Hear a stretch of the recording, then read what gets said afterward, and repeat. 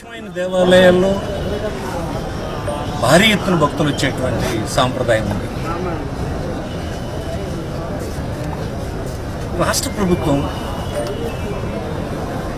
ఇట్లాంటి దేవాలయాల్ని వస్తున్నటువంటి రద్దీని దృష్టిలో పెట్టుకుని తగిన ఏర్పాట్లు చేయాల్సిన అవసరం ఉంది. దేవాలయం ప్రైవేటుదా ప్రభుత్వానిదా అన్నది ప్రశ్న కాదు. ప్రజల ప్రాణాలు కాపాడాల్సినటువంటి బాధ్యత. దానికోసం అనేకమైన డిపార్ట్మెంట్లతో రూపొందినటువంటి ప్రభుత్వం ఆ బాధ్యత వహించాల్సి ఉంటుంది. ప్రజాస్వామ్యంలో ప్రభుత్వాలు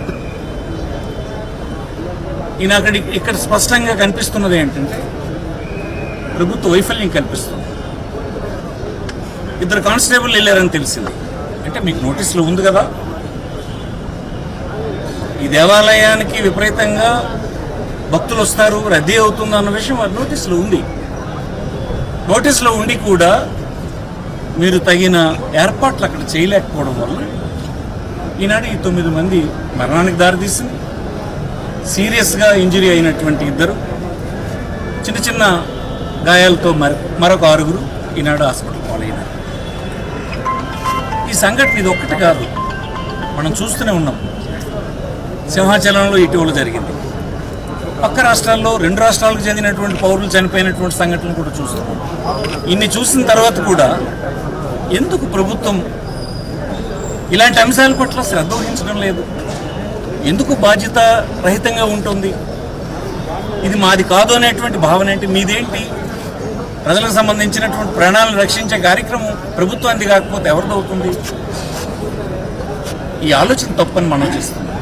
ఒకవేళ ప్రజాస్వామ్యంలో ఏర్పడిన ప్రభుత్వాలు బాధ్యత మాది కాదని తప్పించుకుంటే ఇక ఈ రాష్ట్ర ప్రజలు మరణాలకి అంతుండదని మీకు ఈ సందర్భంగా మనం చేస్తున్నాం. ప్రభుత్వం బాధ్యత వహించాల్సి ఉంటుంది. ఇది ప్రభుత్వ వైఫల్యంగానే భావిస్తాం మేము. పోలీసా, రెవెన్యూనా, ఇతర జనరల్ అడ్మినిస్ట్రేషనా, ఎవరైనా కానీ ప్రభుత్వ పరిధిలో ఉన్నటువంటి ఇన్ని డిపార్ట్మెంట్లు ఉన్నదేని ఖచ్చితంగా ఇది ప్రభుత్వం బాధ్యత వహించాలి.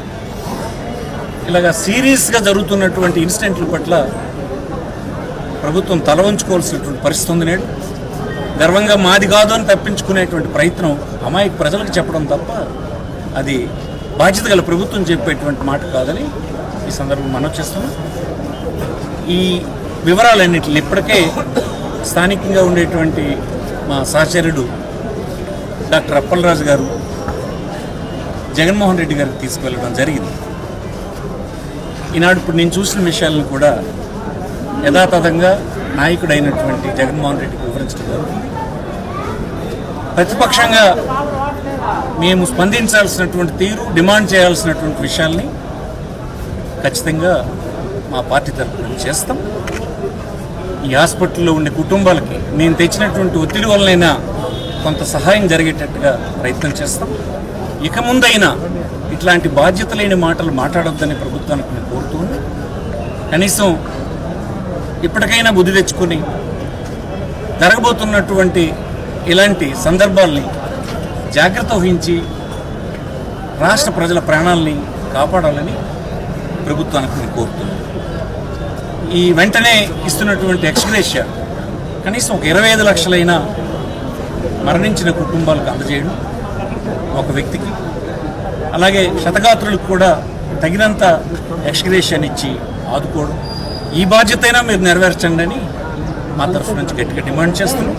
ఇతర విషయాలు ఉంటే పార్టీ తరఫు నుంచి ఈ వివరాలన్నీ చేరిన తర్వాత డిమాండ్ చేయడం జరుగుతుంది. నమస్కారం.